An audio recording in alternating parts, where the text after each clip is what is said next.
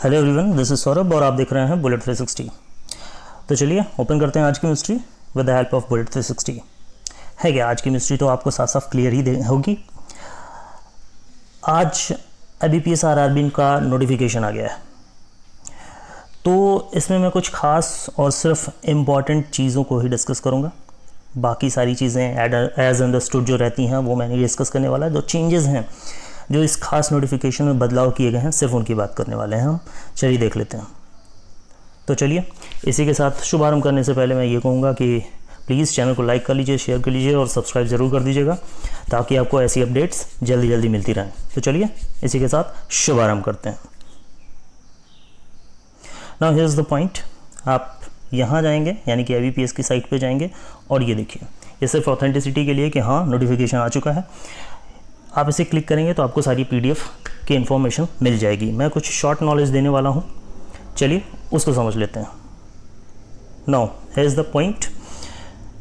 As क्या रखा गया है, यहाँ ध्यान दीजिएगा। एज आपका रखा गया है ऑफिसर स्केल 3, 2, 1 और ऑफिस असिस्टेंट, इनकी बात हम करने वाले हैं। देखिए ऑफिस असिस्टेंट के लिए जो एज रखी गई है वो नॉट बीन बॉर्न, ठीक है, have not been born earlier than, यानी कि 2/7/1992 से 1/7/2002 के बीच का होना चाहिए। इससे ज़्यादा या इससे पहले नहीं होना चाहिए, ठीक है, ये चीज़ ध्यान रखेंगे। इसी तरह से 3/7/1990 से पहले नहीं होना चाहिए किसमें, स्केल 1 में, और 3/7/1988 से पहले नहीं होना चाहिए स्केल 2 में, और 3/7/1980 से पहले नहीं होना चाहिए स्केल 3 में।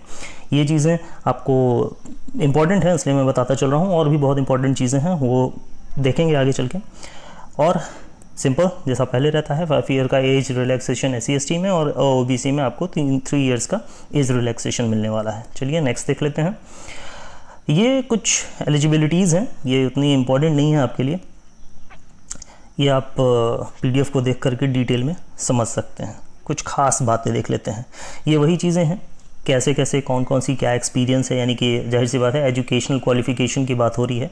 आप इसे भी, इस एजुकेशनल क्वालिफ़िकेशन को भी आप देख लीजिएगा। सिंपल है, जो लोग देते आए हैं उन्हें समझ में आ रहा होगा कि ऑफिस असिस्टेंट के लिए क्या होता है, क्या क्वालिफ़िकेशन है, क्लियर है। बैचलर डिग्री होनी चाहिए। ऑफिसर स्केल 2 के लिए बैचलर डिग्री होनी चाहिए, ठीक है। स्केल 2 के लिए जाहिर सी बात है 2 ईयर का एक्सपीरियंस, ठीक है। एज अ बैंक और फाइनेंशियल इंस्टीट्यूशन में 2 ईयर का एक्सपीरियंस होना चाहिए और उनके पास एक बैचलर डिग्री होनी चाहिए, ठीक है। इसी तरह स्केल 2 एंड सो ऑन। आगे देख लेते हैं हम। देखिए मेजर चेंज क्या हुआ है। मेजर चेंज ये हुआ है कि अब थोड़ी फ़ीस आपकी इंक्रीज़ कर दी गई है, ओके। फ़ीस आपकी इंक्रीज़ कर दी गई है। कितनी कर दी गई है? जनरल के लिए देखिए, जनरल के लिए 850 रुपीज़ हो गया है, ये मेजर चेंज है। और SC/ST के लिए 175 हो गया है, ओके। ये मेजर चेंज है। एज़ पर पैटर्न वही है जैसा पहले रहता है। और ख़ास बात क्या है, ये थोड़ा सा ख़ास है, ठीक है, इसे समझ लीजिएगा। क्या अब जो एग्ज़ाम्स होंगे उनमें आपको वेयरिंग मास्क कंपलसरी होगा, मतलब आपको मास्क पहनना होगा, ग्लव्स पहनने होंगे, ठीक है। और पर्सनल एक ट्रांसपेरेंट वाटर बॉटल रखनी होगी अगर आप पानी पीने के शौकीन हैं तो। शौकीन इन द सेंस कि अगर आपको पानी पीने की ज़रूरत बार बार पड़ती रहती है तो आप पर्सनल ट्रांसपेरेंट वाटर बॉटल रखेंगे, और एक अपना पर्सनल हैंड सैनिटाइज़र रखेंगे 50 ml तक का, ठीक है। एक पेन, बाकी exam related documents, call letters same as passport, ठीक है।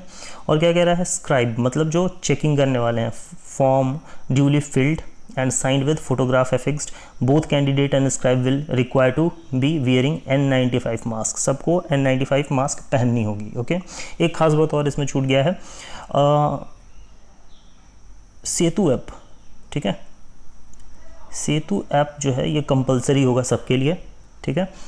आरोग्य सेतु ऐप ये सबके लिए कंपलसरी होगा, ये सब लोग डाउनलोड करेंगे।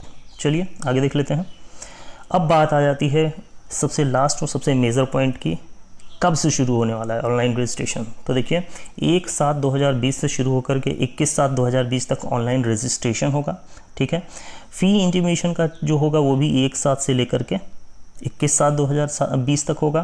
फिर देखेंगे जो प्री एग्ज़ाम ट्रेनिंग होगी, यहाँ ध्यान दीजिएगा ये डॉट लगा हुआ है, इसका मतलब क्या है कि प्री एग्ज़ाम ट्रेनिंग हो भी सकती है और नहीं भी हो सकती है, जैसा पॉसिबिलिटी हो। यहाँ देखिए नीचे एक चीज़ लिखी हुई है कि in case it is possible and safe to hold PET, अगर ये पॉसिबल होगा और सेफ़ होगा तभी पॉसिबल है।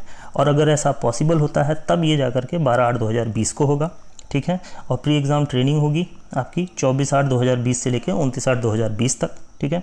प्रिलिमिनरी जो भी एग्जामिनेशंस हैं वो आपका अगस्त 2020 में हो जाएंगे। उनका जो रिज़ल्ट है online preliminary download call letter का अगस्त 2020 है।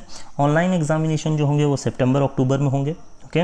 इसके बाद जो रिज़ल्ट होगा वो आपका अक्टूबर 2020 में आ जाएगा। फिर जो मेंस के एग्ज़ाम होंगे या सिंगल एग्ज़ाम जो होगा वो अक्टूबर नवंबर में होगा, ठीक है। ऑनलाइन मेन एग्ज़ाम्स जो है वो आपके अक्टूबर नवंबर में होंगे, जाहिर सी बात है। और बाकी एज इट इज़ सब कुछ अक्टूबर नवंबर में होने के बाद फाइनली जो अलॉटमेंट होगा वो जनवरी में होगा, ओके। कुछ और चीज़ें हैं आपको मैं बता देता हूँ।